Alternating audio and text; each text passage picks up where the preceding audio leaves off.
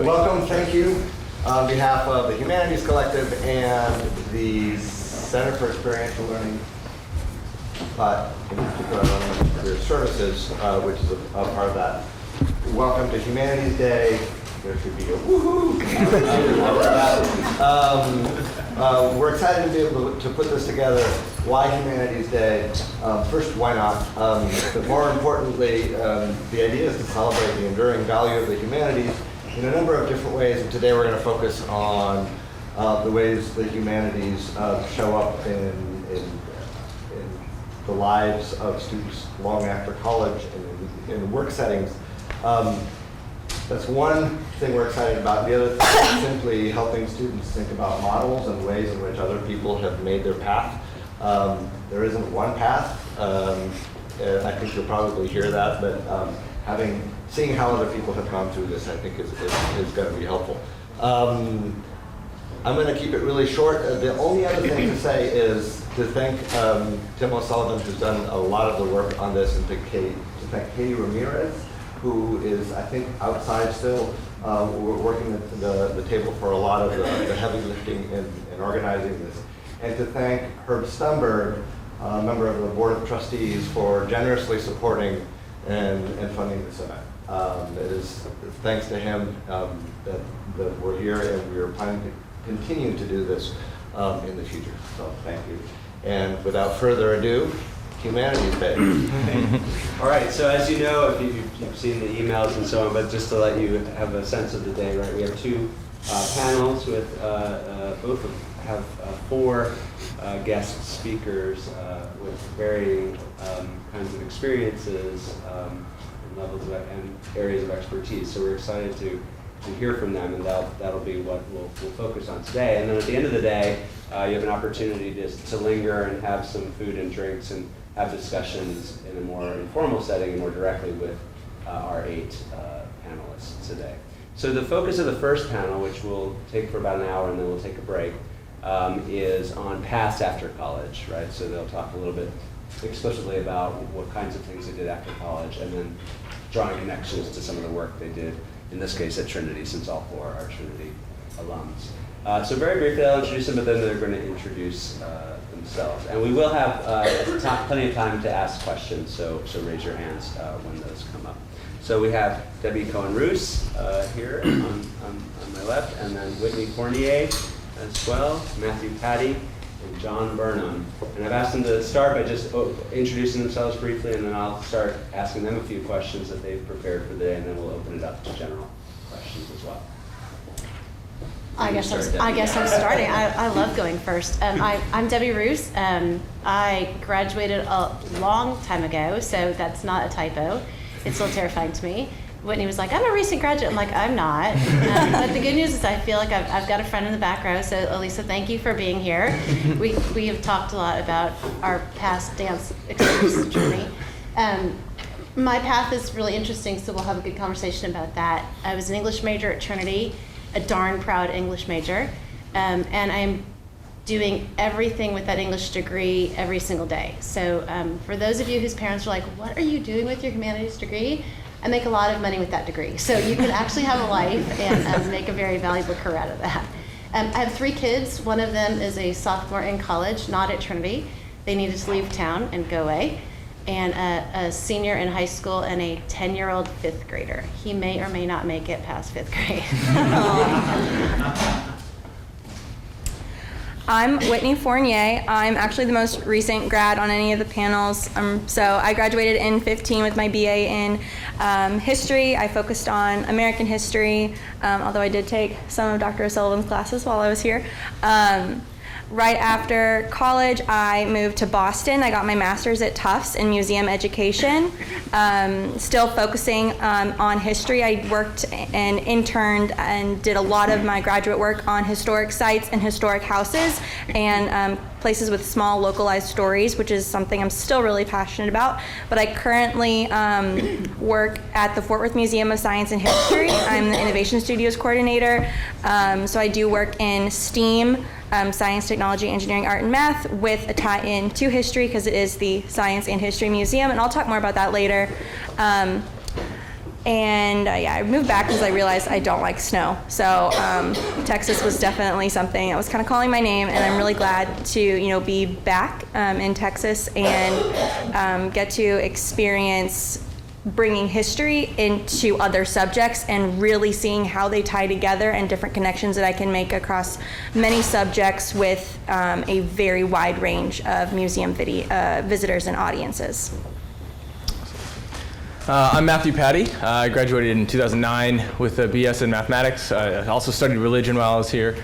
And then I decided to go through the Master's of Arts of Teaching program as well, and did that, got my MAT the following year, so 2010. I jumped right into teaching, and I'll explain that more, I think, in a few minutes. But I loved my time here at Trinity. I actually came to Trinity to play football. That's what brought me down to San Antonio, and I am in love with San Antonio. It's going to be hard for me to leave. My wife and I live out in Helotes, and I work in Northside ISD, so I feel like this is the place for us. And I loved my time at Trinity, and I love being brought back in for stuff like this. So hopefully you guys are feeling the same way while you're here. My name is John Burnham. I graduated from Trinity in 2010 with an art history and classics major and then a minor in religion, and then went on to Vanderbilt and did a master's degree in theological studies focusing on ethics and early Christian art and architecture. And then now I'm a nonprofit consultant, so it may not sound like those things are connected, but we'll talk a little bit more about that later. I feel like I use my education every single day that we get a chance to, and it's a blast. So. Great. Well, you get a sense of the range of experiences here, so we're excited to dig in. So I thought the first question we might tackle is to talk a little bit more about your path after college. You've given us sort of some general ideas, but I guess specifically how you would draw the connections between what were the sort of most important moments, I guess, in getting to where you are today in your post-collegiate career. So why don't we reverse it? Why don't we start with John? Sure. So when I was in college at Trinity, I felt like I jumped around like 10,000 times with what I wanted to do. I wanted to do architecture, I wanted to do archaeology, wanted to be a professor, wanted to do like all sorts of stuff. And then kind of at some point realized that all I really had known was just going to school, and then thought I was just going to go to more school and then die someday. Like that's what my path would kind of like look like. Like it would just be an extended that, right? Like professor. Yeah, I had no idea. I had no idea. There was this great big world of opportunity in other areas too that you could explore. So I went to Vanderbilt after graduating with the intent initially of doing my master's degree there and then going on and pursuing PhD work. While I was in the middle of finishing up my master's program, I had to do a site placement somewhere, and so I was already in the middle of applying for my PhD programs, and then I got asked to join the Center for Biomedical Ethics and Society at Vanderbilt and do a project on patient-clinician interaction in burn ICU settings. So it was completely different than what I had really experienced before. Instead of studying Roman sarcophagi, I was in the critical burn unit every single day with people who were 75% to 90% full body burns. 95% of them weren't coming out alive, and so we were really looking at how we would communicate with families at point of entry with the idea and knowledge that someone probably wasn't going to make it, but that there would be good days along the path and that things could change quickly. So they would find that families were getting really upset because they'd be like, oh, my sister or my brother was doing exceptionally well yesterday. Like, what happened? It must have been something doctors or nurses did. And 9 times out of 10, it wasn't anything doctors or nurses did. It was the nature of that work. And so I fell in love with that work. I fell in love with sort of the messiness of those kinds of communications, having those hard kinds of conversations and talks. And so after I finished that, I immediately sort of stopped pursuing my PhD work. Wasn't sure what I wanted to do, was really interested in medical ethics at that point. And my wife and I moved back to San Antonio because all of our family was here, and I just kind of began contracting while I was looking for full-time work. There wasn't a lot of that opportunity in San Antonio, and so I started to find some nonprofits that were doing similar stuff. From there, developed relationships with those organizations, and then through networking, developed more relationships and started more contract work. Started initially in grant writing and research because that's sort of what my background was, and then it converted more to communications. And then my wife was teaching at the time. She actually graduated with Matthew in 9 and in 10 with the same program. And we just sort of had a conversation and said, like, we're never going to have a better time to start your own business than now. Like, we didn't have children. We had a stable income with my wife. And so we just decided to go for it. And so from there, I just started building with that one direction in mind, and how to help organizations at that point in time better tell their story. Like how to help a nonprofit tell what it was doing and doing it exceptionally well. Along the way, I started to, I contracted with a thing called the Big Give SA to help put that on here, which is a 24-hour give day where we try to get people from across the city to give to, at one point, over 1,000 nonprofits within a 24-hour period of time. And then I met my business partner through the San Antonio Area Foundation, and she had a strong development and fundraising background. And so we decided to just launch our business at that point. And so we merged in 2015 and then started hiring full-time in 2016. And so now we just have the opportunity to continue to work with awesome nonprofit organizations across San Antonio. We have clients in DC, we have clients that are in the Valley and Austin. And so we get to help those organizations grow their capacity and scale and really deliver their mission in a more impactful way. So it's a lot of fun, and there's a lot of different sort of twists and turns along the way. And never really had a 5-year plan laid out where I was like, this is what I want to do and who I want to be. Kind of felt like it was always about the opportunity, so just preparing yourself for whatever could come up and being able to take advantage of that. I think that's something, as a humanities major, you might get the sense that you're interested in tons of things and you never really know how to piece all of those things together, and that's like 100% okay. And I feel like it's often not told you that that's an okay thing, but I think it's something you'll hear a lot here today. I think John highlighted on a lot of things. One, I think like many Trinity students, the secondary degree after your bachelor's was kind of assumed. It was just where to go. Same with me. I was trying to decide what program I should do. I decided that the teaching route was where I wanted to go. Jumped into that. As soon as I left the program, I actually got hired kind of out of the program. I had a position as I was walking the stage for my master's. I was really pretty awesome. So I jumped into this school that I was already doing student teaching with, worked for several years in Northeast, and then I wanted to change. I wanted a challenge. I wanted to take advantage of an opportunity that came up. So Northside was hiring for a position called an online geometry teacher, and I got hired on to teach students in a really unique way. The way it worked was I traveled around I would teach 15 different campuses at the same time. So I would rotate around and I would teach live to a small group of students while broadcasting out to the other 14 campuses. And I would be at a different campus every single class period, every single day. I would broadcast through kind of a network setup, and the students would watch me on their iPads. And it was a really unique setting. And this was about 5 or 6 years ago when I did that. So the program kind of came and went, and then I worked at the central office supporting math instruction throughout the whole district. And then now I'm in a position where I get to work every day supporting teachers. My first line of support is to the teachers, and my job is to help integrate technology into their classrooms. So I get a really unique role. I work with 3 high schools here in town and across the content. And I think that's what's so cool is that Trinity really prepared me to do that. For the first few years of my professional life, I was a mathematician. And I still am in some ways. I still teach at the community college here as well, so I've got that core. But my humanities background here allows me to walk into cross-curriculum into the high schools, and I can have a respectful, intelligent conversation with any teacher, teaching any level, any content. And I think it's because of the background that I got while I was here studying the Common Core and my religion courses. That's what I think is so powerful about a high-tiered university like this. You were asking about kind of the significant moments in that process.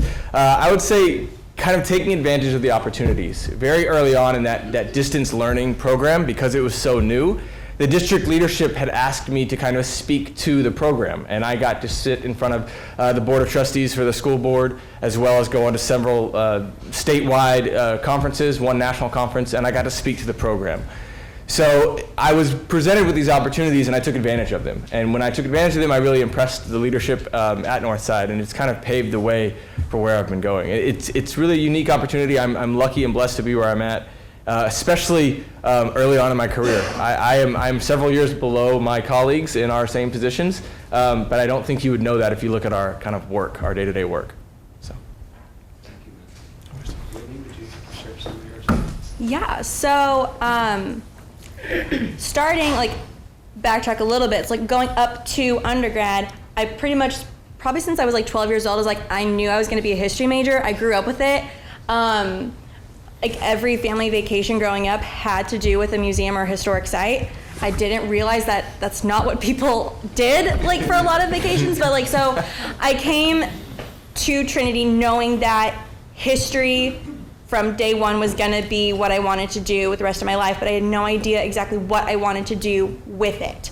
So then I got to explore a lot of the different kinds of humanities and historical subjects and fields, like throughout the department, and I chose American and colonial revolutionary America as kind of like my concentration. And I just realized, like, oh my gosh, like I'm nerding. I cannot wait to like talk to people about this. So I knew that I wanted to find a job and a career that let me talk history with people and just like geek out over it all the time. But I was like, I don't want to be a teacher. I don't want to be a professor. I don't want to get my PhD. I don't want to read and write for like the rest of my life, because I really wanted face-to-face interaction with people, but I didn't want to be a teacher. So I spent like 2 years constantly talking with Dr. Salvucci, who was like my mentor here. She retired this past year, but 2 years of just constantly talking about different kind of career paths with her. And there was actually a poster in the history department. I don't know if it's still there, but it was like the top 100 things you can do with a history degree. Yes. And right in the middle, if you look like right in the middle, it says like museum curator, like museum administrator. And I was like, dude, there are careers in museums that I can do?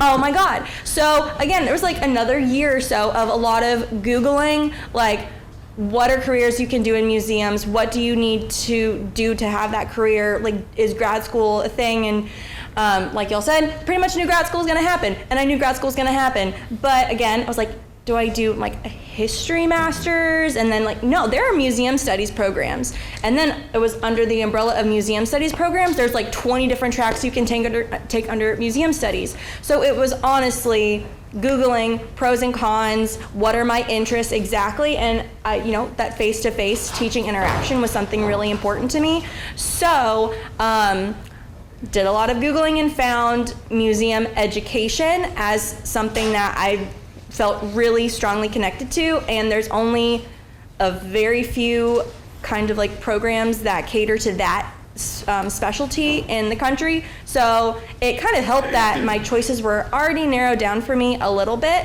But I then chose Tufts because Boston was kind of one of my bucket list cities. I studied American history. Boston is one of the like pinnacle places for that. And I was just really fortunate. I got into this amazing program and had an amazing time. But I chose that because doing that, I could have found an entry-level job in a museum with my bachelor's, but it was more of a sense of me wanting to be as connected to a field and to like my passion as I could, and kind of spending 2 years in my master's program and bringing in all these experiences from Trinity, because we had, they're mostly humanities kids in our program, so we kind of just got to all nerd out together all the time, and it was really great. But it was me finding this path. I wouldn't have been able to do that without talking through it all, like with my professors and like learning from some mentors. So I think that was that's what saved me and like got me into a grad program, is just talking through it with mentors and putting my passion first. And I'm really lucky my parents were really supportive of it, but I put my passion first, because y'all, museum and educators, we don't make that much. We make enough to survive, but at this point also I'm very new in the field. Like but like it's just supporting that passion, I think, was really important for me. And so. So I have a lot more time under my belt, so my story's a little bit longer. So if you have coffee, you should be in good shape. So I remember coming to Trinity, and I remember thinking distinctly, and I've repeated this to my kids, so they're kind of sick of hearing about it. So I have a brand new audience, so you can hear it. I came to school, and hopefully you did too, to get an education and not a training. So there's a lot of schools that you go to really get very keyed in on a very specific thing, right? And I think I came to school to be an explorer and to get a sampling of all the things that this university has to offer. So I was able to take classes in all of the different things that Trinity has to offer, including all the humanities things and some of the sciences, a little bit of the sciences, and including some of the business stuff, right? So I really like that. And so when I was ending my career at Trinity, I was like, well, I'm going to go to grad school, because that's what we do. Mm-hmm. And so I was going to go to law school, because that's what English majors should do who don't want to go teach kids when you don't really like kids. I think that would be me. Sometimes I don't even like my own kids, but I generally do. I do, they're awesome. So I was like, I should go do something. I'm gonna go to law school, right? And then a week before I took the LSAT, I was like, I can't do school anymore. And I was like, I should do something else. And my parents were like, you should do something else. And I'm like, oh, I should get a job. I should get a job. Yeah, I should get a job. So I was like, oh, I have an English degree. What does one do with an English degree? So I went to the Career Center, and I was like, what do I do with an English degree? Because I hadn't made that plan yet, right? That was bad planning on my part. And I was like, oh, I should apply for a job. So I did, I applied for 2. One, I'm embarrassed. Don't do this. So this is what not to do. Don't do this. Don't do this. One was to be a buyer for Dillard's. One, I think Dillard's are still around. I don't even know what a buyer does. So if you do, good for you. I did not at the time, but it sounded like something I should apply for, right? And 2 was to be a programmer for what was Anderson Consulting, which is now Accenture. And thank God that Anderson hired me, because I said 2 things. I would not like to live in Houston, and I would not like to carry a pager. Guess what? I got hired in Houston, and I got assigned a pager. So I had a job, and I programmed computers. What does an English major do programming computers? I'm not going to tell you what language I programmed in, because it was a really long time ago, and you'll be like, I don't even know that language. But I did. And the reason I got hired into that was because Anderson Consulting, now Accenture, at the time said, we don't care. Because you know what you can do with your degree?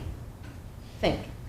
You can problem solve, you can process, you can rationalize, you can go from A to B, and you can apply that thinking not only to programming computers, which you'll do for a very short period of time, but you can think through the business solutions that really those computer programs are trying to solve, right?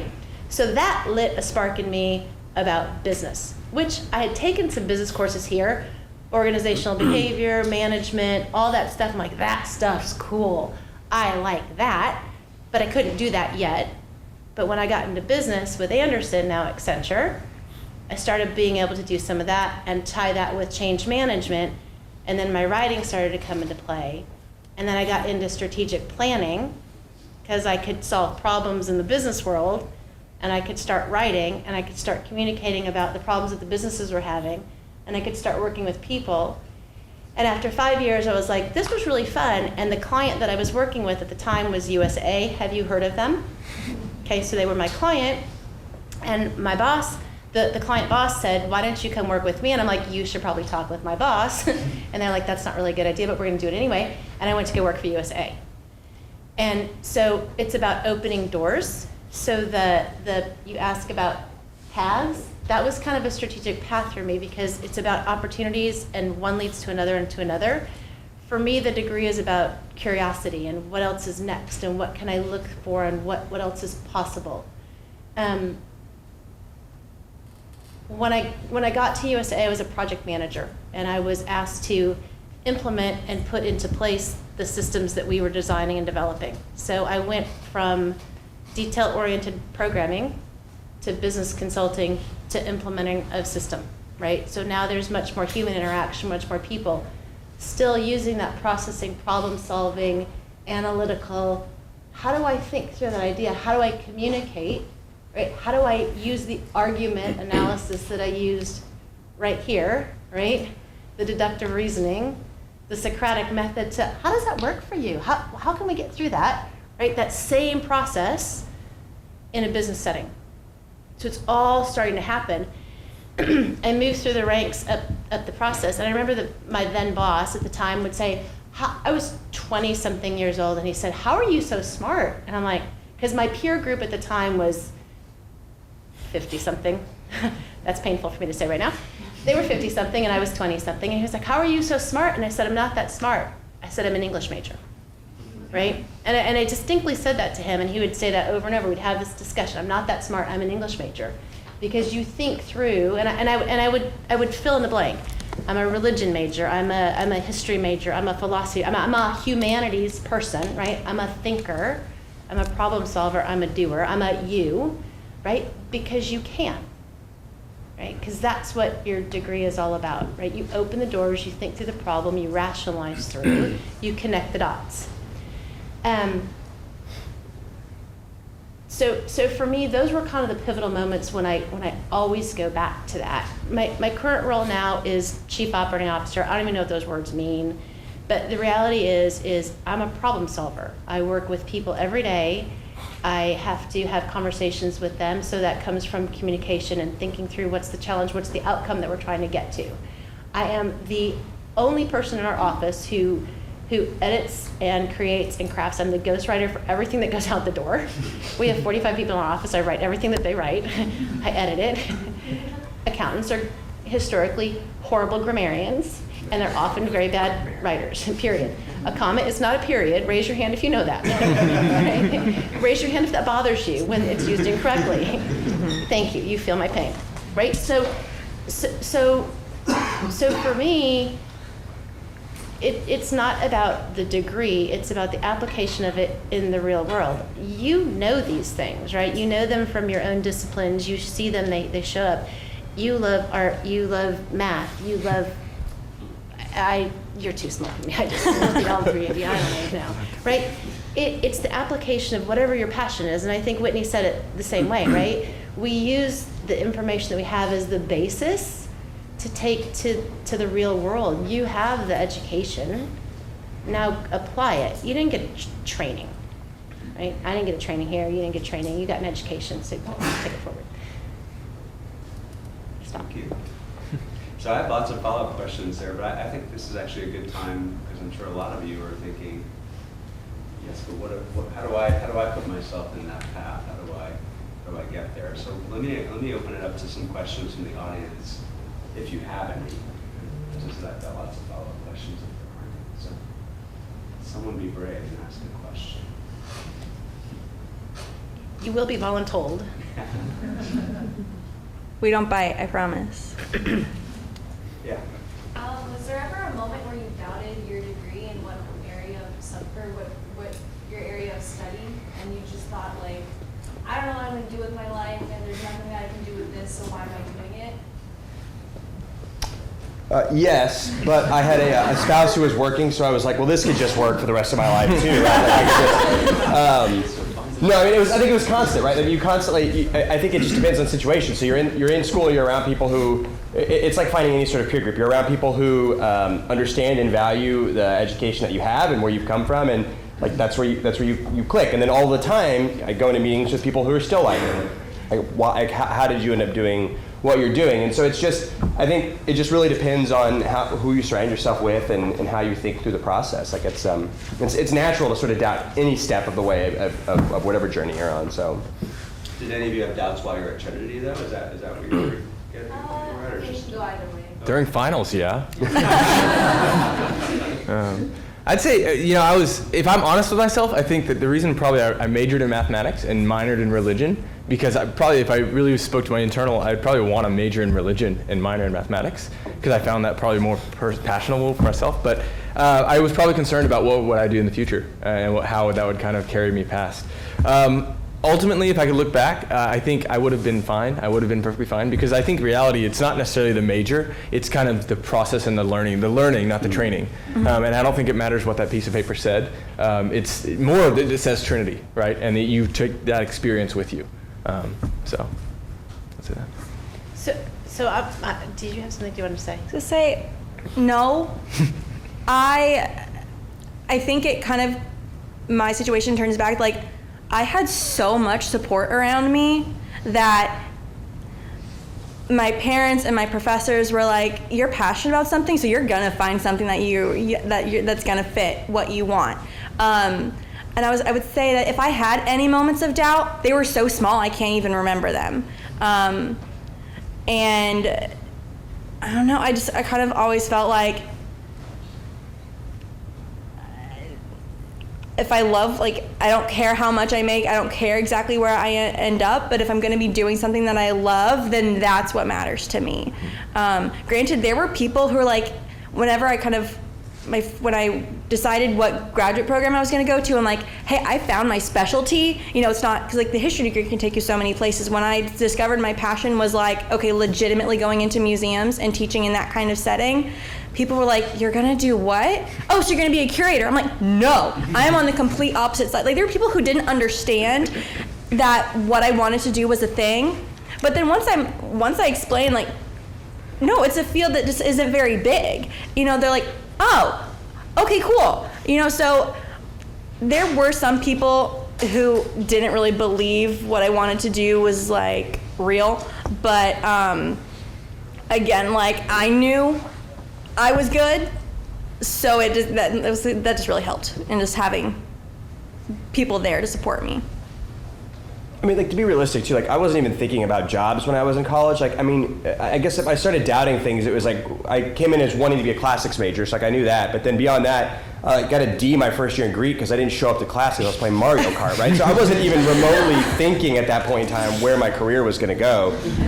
So, I mean, it's not, I mean, I think you have plenty of time to figure it out, and the beauty of getting a degree in really anything at a university like Trinity, but in particular in the liberal arts and the humanities, is that it makes you a lifelong learner, and that process of lifelong learning will always open new doors and new opportunities and challenges. Mm-hmm. At the same time, it'll also reduce the fears of going through any number of those doors, because you know that you have the skills to succeed in whatever you're going to do. And so it doesn't, I mean, so it's always kind of hard. I'll speak to it from 2 points. And so I told you my daughter, her name is Bailey, and she's a sophomore, right? I don't know what level you guys are at right now. So she's a sophomore in college, and she's a proud philosophy major. She's a proud philosophy major and potentially an English minor, right? So I'm like, you go, girl, right? I'm super excited, and she is fearless about what she's chosen because she knows she's learning, right? Mm-hmm. There will be jobs for all of us out there. There was so again, the passion takes you to the place where you apply that learning to be able to focus in on what you're going to do with it, right? There was a really great article, and I sent it to Claudia, and I think you got that too, from Google just the other day. It was kind of circulating on the internet about how for years they would only hire STEM majors, only, right? In science, technology, engineering, and math majors, because they were sure that was the only way to build their company. Anybody read this article? It's a great article. This is something you should probably put forward to these guys.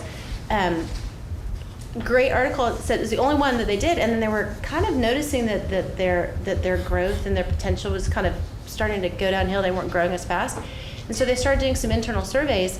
And what they found is where they were having greater successes were in those pockets of employee groups where they had humanities majors. Shocking, right? Mm-hmm. Because what they found was that these people had higher collaboration, they had higher communication skills, they were more creative, right? They were better problem solvers, they were more integrated in the solutions they were providing. It was awesome. And so they're like, oh, well, maybe we should rethink our hiring process. It's a great article, so if you have a chance, you might want to circulate to them.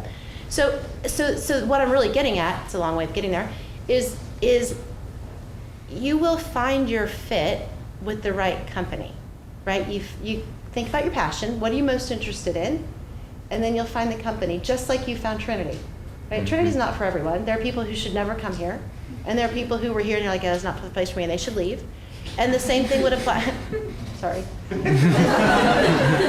the same thing applies for those careers that you will find and the places that you will seek employment. The same exact thing happens. You will find your fit. Mm-hmm. Thank you. Any follow-up questions there? Yeah, in fact. Do you have any advice about getting internships or like when we should pursue them? Yes. Oh yeah. There's a great summer program, if you don't know about it, that through the ALE department that does internships and gives you a stipend to do it. So I would start by applying there, and that opens up in February. It's a great. Do you still have a? We do. Advertising. We have an internship through the ALE thing that starts. I guess applications are in February or March, but it's a great opportunity because you get 40 hours. You're still getting paid. 40 hours a week. You're still getting paid, and you really get an opportunity to explore things you're interested in. And then also there's a number of great opportunities through it. I mean, it's all sorts of nonprofits and businesses and explore passions. And you can say like, hey, like I'm not interested in this. And it's just as valuable whenever you close a door as it is whenever you open up new ones. So it's like knowing what you're not interested in will serve you really, really well later in life when it comes time to saying no to something. Like most of the students here are probably like yes students, like yeah, I'll do this and this and this and more. But knowing when to say no to things is an extremely valuable skill, and so it's a great place to start through that. There's tons of opportunity in education. Let me know. Yeah. I'll get you a job next week. I would say my first like legitimate internship was my senior spring here at Trinity, and it just kind of came from talking to my professors. It was like, Dr. Savocci, talk to Lattimore, talk to counselor, and counselor was like, oh yeah, by the way, like I can get you into the Institute of Texts and Cultures, and I was like, heck yes. So, because I took a Texas history class with Dr. Counselor in the fall, and I was like, Texas history is really, really cool. Like, obviously I'm from Texas, I'm from Houston. I was like, I live and breathe Texas, I'm all for it, you know. And then working at the Texas History Museum, so Dr. Lattimore let me take an internship for credit my senior year, and I was very lucky. I was like one of the only interns there, and I got to do a lot of hands-on stuff.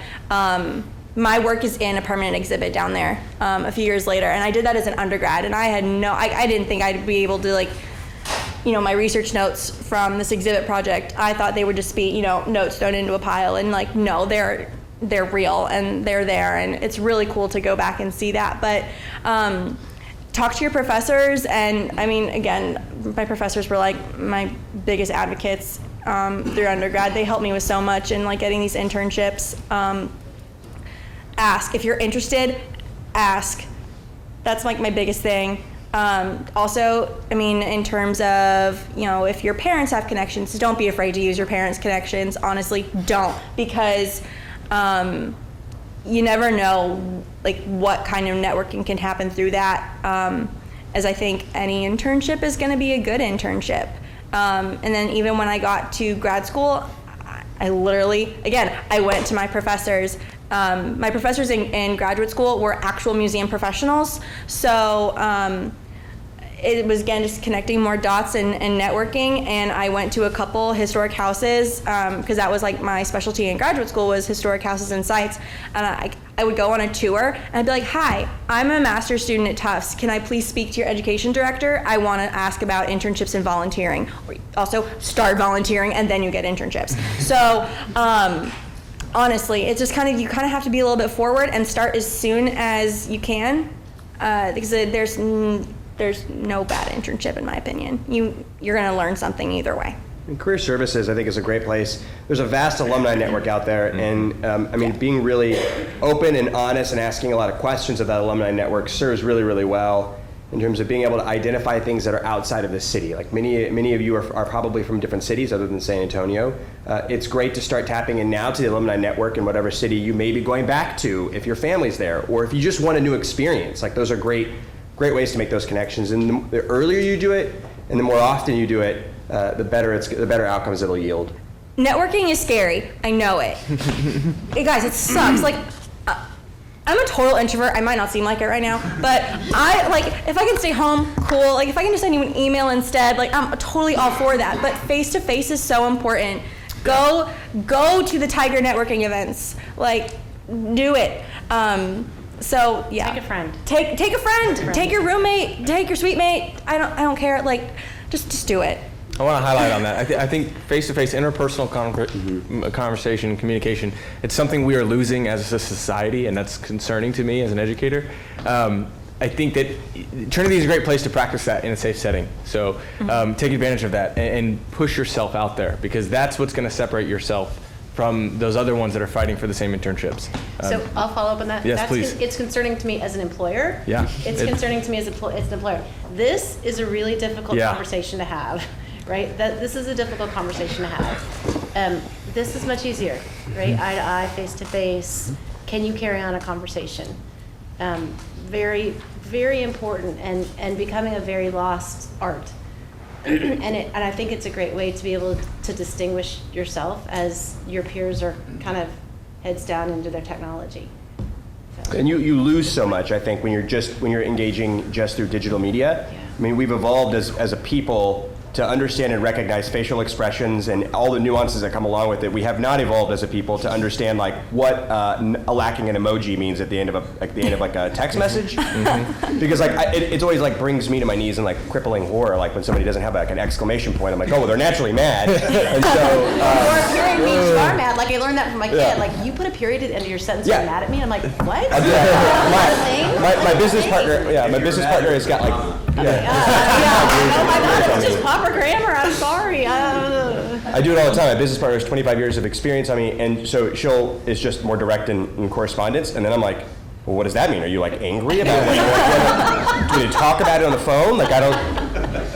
I want to spend a second on that because I think it's really interesting. Teachers now, when there's dead time in classrooms, like back when we were in school, I think not even that far long ago, when we had dead time with teachers, we would turn to our neighbor, even though we weren't best friends, we would talk about something, right? Face-to-face conversations, because we didn't have these devices. Now in high schools, and I would imagine college classes too, in that dead time, you pull out your devices, or our students pull out their devices, and they just stare at the screen. And I think technology is great because what it does is it allows every individual to have a society that's kind of accepting and thinking the same as them, and that's great. But it's also good to push yourself out of your comfort zone, right? And I think that studying humanities allows students to kind of come back and realize that we're all kind of in the same place. We all come from the same place, and it teaches you a sense of respect that we are losing as a society. And I think that that's something, I think that these devices are pushing us away from that. So that's kind of concerning. Well, That's the more. human aspect Yeah. of it, right? I mean, back to kind of, you were talking, I was like, oh, it's because we're human. I mean, right? Exactly. Duh. Agreed. And I would also add, I think it's important to know that when you get out of the work, like when you're in a university bubble, you're working with people largely who are within 2 to 3 years of age range of you. So you've been shaped by the same cultural norms and everything. But when you get into the workforce, you will be working with people who have 30, 40 years of difference in age range. Those individuals and generations respond very differently to different things. And so it's very critical that you learn the language of engaging with people who are not like you. And I think that is one of the critical elements that a humanities degree teaches you, Yes. is how to take different ideas, how to share those ideas, how to disseminate information, and then work through things that are disparate, so things that are not the same. And it's a valuable aspect of the of getting into the workforce. And I think the exciting part of that too is that you're in a really cool spot to be able to reverse educate as well. So as much as there's that notion of getting to learn and have to kind of translate to what they're saying to you too, like my age to you, right? Learn how I speak to you. You can teach up. You can teach up, right? You have this potential to really reverse educate and help the older generations understand what's it like to be you and what do they not know and how can you help them see the world. There's great power in that.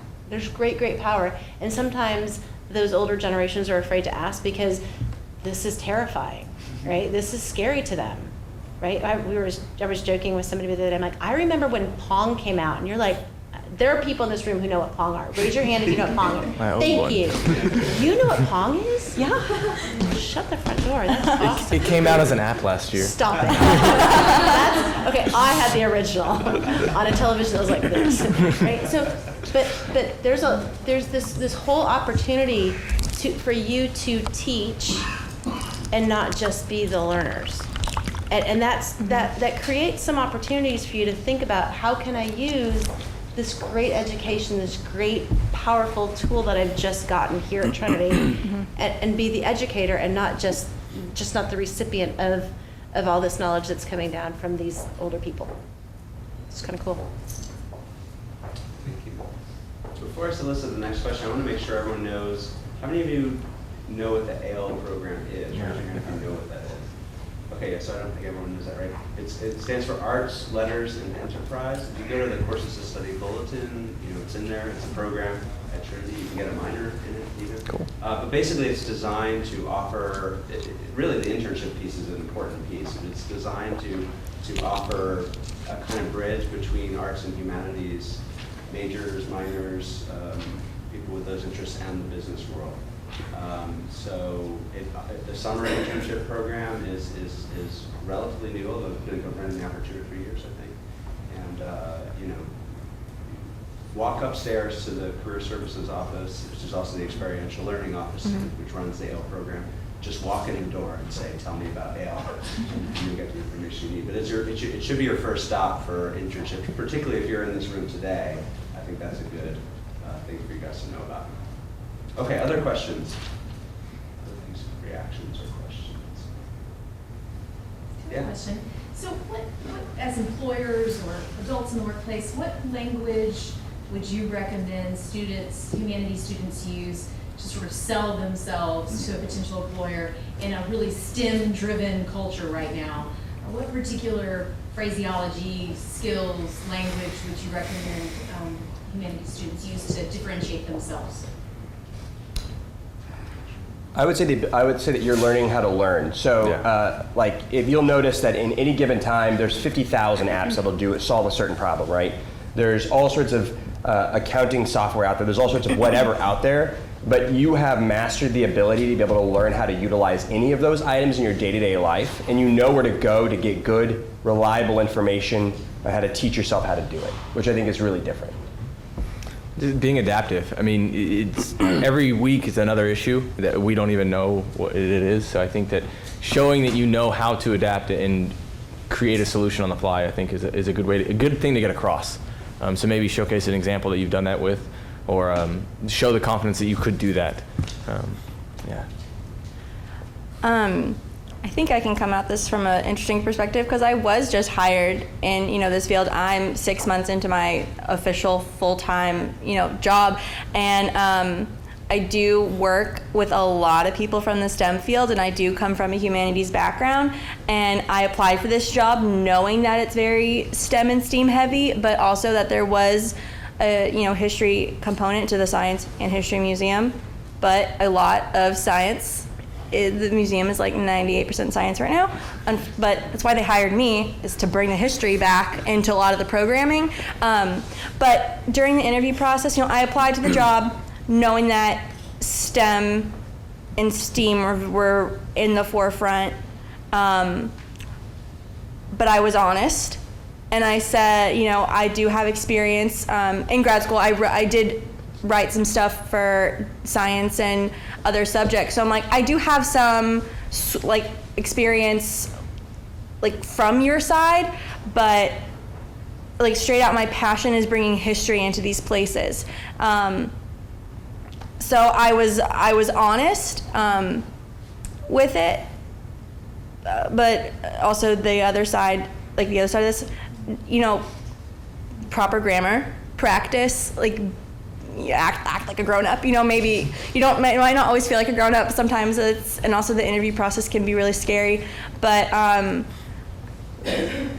from a logistics point of view, there are so many helpful cheat sheets on the internet, random questions that they might ask you. One of my interview questions was if you were spending the day with Beyonce, what would you do?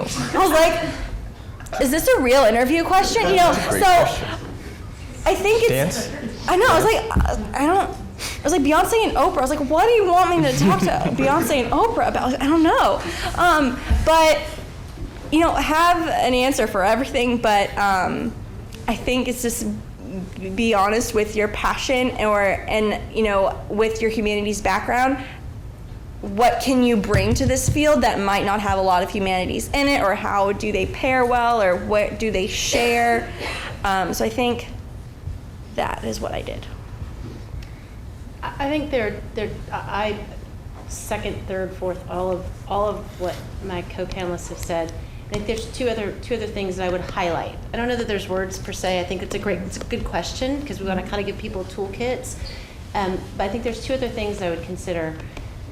The notion of critical thinking, right? So as an employer, I'm looking for people who can think, right? There are answers that there are problems that we don't even know that need to be answered yet. So I need you to be able to think through how that's going to happen.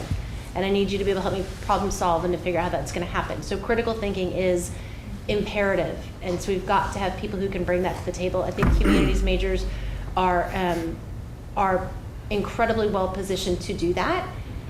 Others are too, but you are positioned to do it in a way that others are not, right? Mm-hmm. So your critical thinking, your critical reasoning, your ability to articulate the answers to those things and to provide rhetorical responses to them in a way that others cannot do makes you different. And then to finish that is that whole notion of communication. You don't have to be a communications major to be able to express your thoughts clearly, which I don't always do very well in speaking, but I can in writing.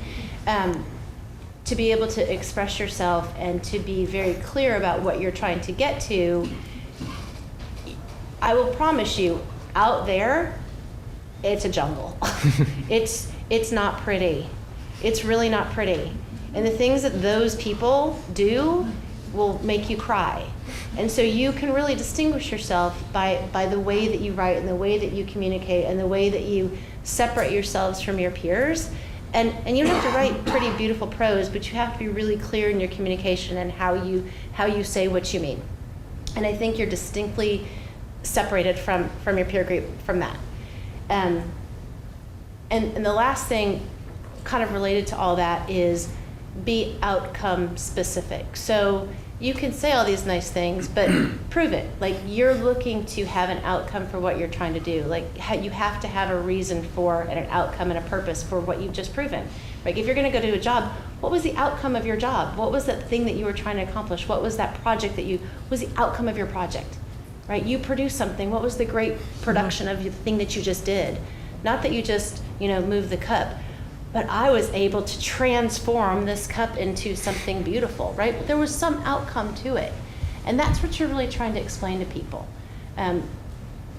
You're looking for transferable skills that you have in your collegiate life to your first employer, maybe your second employer, from your first job to your second job. So transfer those skills. You have them. You even have them right now in the chairs that you sit in. And your job is to translate those transferable skills into your next job. Maybe a brief follow-up real quick. So I was just thinking about this as we were both talking. Like you're definitely a teacher. You keep raising your hand.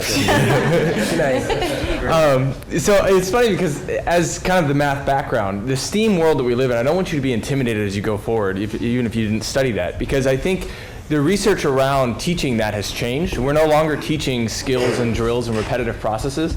We're teaching the conceptual understanding behind those sciences, behind math. So maybe you might not remember Pythagorean theorem, but you have the intelligence to understand the background behind Pythagorean theorem, and that's what really matters to educators out there.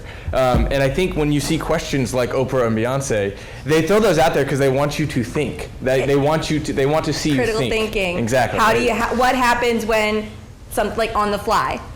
Exactly. You have to think critically, I have to give an answer to this question. And So. at some point, math and sciences were the places that you think, but the truth is that that's not how it is anymore. And the art of humanities is kind of showing up in the teaching and study of math and science. So I think you guys are set. You're fine. I think what everyone's saying is absolutely correct, but I do want to add that it will be a struggle when you go to get your first job, especially as a humanities major, because even though what I think we're all saying is true, I think you're going to find that job descriptions when you get out when you get out to your first job are like, I want 3 to 5 years of communications experience and somebody with a marketing major, because jobs are not written with the idea that, because they're written to reduce the number of people that are applying, so that they have an easier option to select, and then they're going to skim through everything anyways, right? So largely that's what it looks like, and that's why it's problematic to take what we're talking about right now and to execute on it.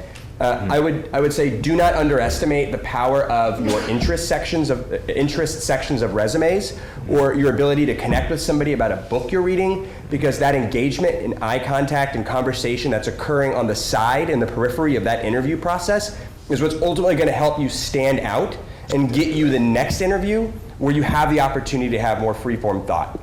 And I think that's important because you have an advantage in that environment.